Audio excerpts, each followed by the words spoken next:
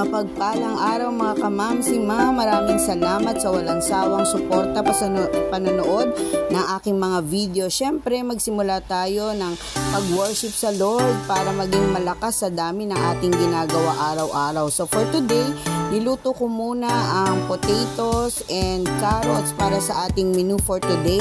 Kung mapapansin nyo, lagi ko munang pinafry para hindi mabilis madurog pag linalo sa ulam. So ginisa ko ang sibuyas at bawang at sinunod ko naman ang chicken.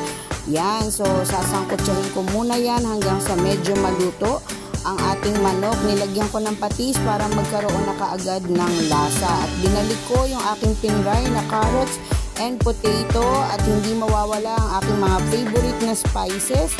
Ang garlic powder, vinegar, nilagyan natin para hindi po yan masira. Siyempre, ang curry powder, nilagyan ko din ng gatas kasi ang ulam natin for today ay chicken curry. So, nung kumulo, hinalo-halo ko lang at ang last na aking ilalagay ang Nestle cream para maging creamy ang ating menu for today.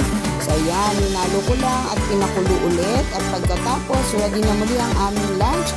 Pinartneran ko ito ng Indian mango. So, thank you for watching. God bless everyone.